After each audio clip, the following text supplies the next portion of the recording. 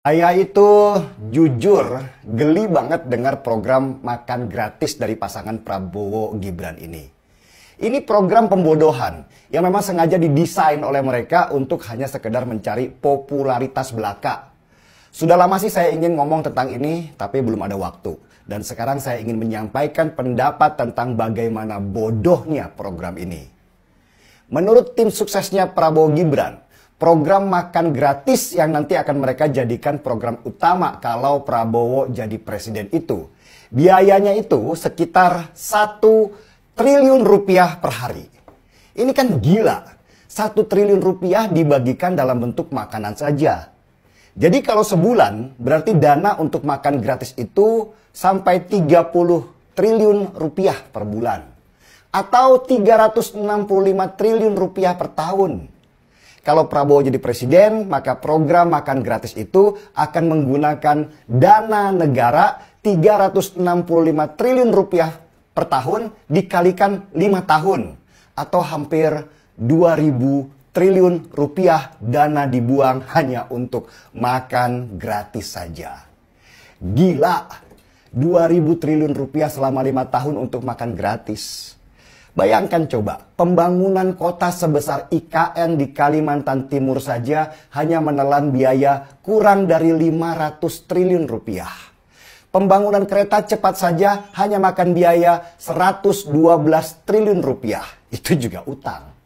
Ini makan gratis, habiskan uang 2.000 triliun rupiah. Terbuang begitu saja tanpa ada nilai tambah apapun. Selain hanya menyenangkan perut orang, tetapi otaknya kosong. Banyak banget keburukan dari program makan gratis ini. Dan pertanyaannya yang utama, apakah anggarannya tidak akan bocor dan disunat? Biasalah orang kita, kalau ada proyek, yang utama dulu dari mereka adalah bagaimana dapat komisi dari proyek itu. Dengan anggaran proyek sekitar 2.000 triliun rupiah, kebayangkan kalau komisi mereka itu bisa sampai 10%, itu baru di tingkat elit atau pusatnya. Kalau sudah turun ke bawah, ke pemerintah daerah, itu dipotong lagi. Ke camat dan lurah kena potongan lagi. Belum kalau dananya lari ke sekolah, itu dipotong lagi.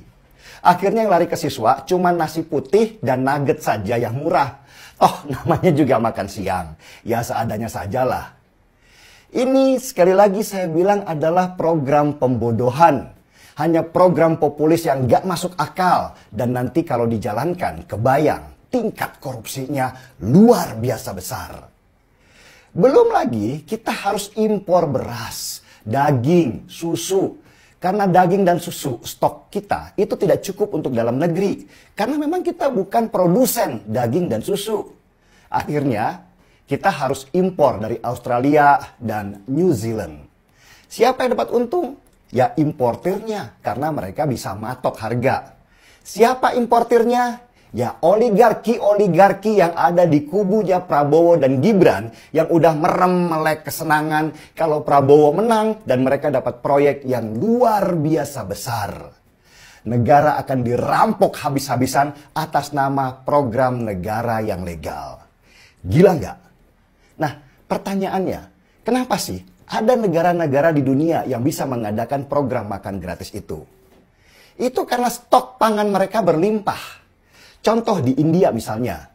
India adalah pengekspor susu nomor 2 di dunia sesudah Amerika. Mereka kelimpahan produksi susu di dalam negeri. Kalau susu ini nggak disalurkan, maka peternak akan rugi dan industri susu juga akan mati. Diekspor ke luar negeri, tetap saja produksinya berlimpah.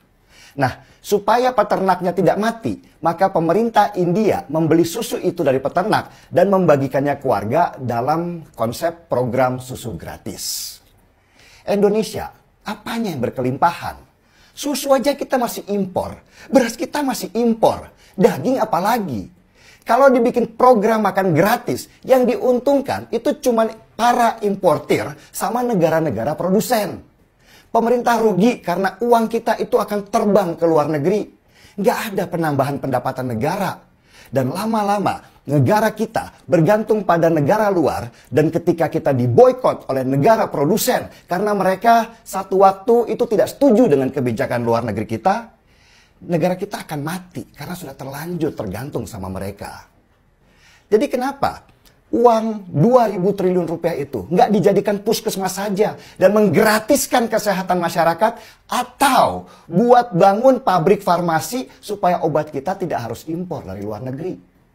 Kenapa uang 2.000 triliun rupiah itu nggak dibuat irigasi saja sehingga petani kita dapat jaminan panen mereka itu tidak gagal? Kenapa uang sebesar itu hanya buat makan gratis, program yang tidak menghasilkan apa-apa selain peluang mega korupsi yang luar biasa?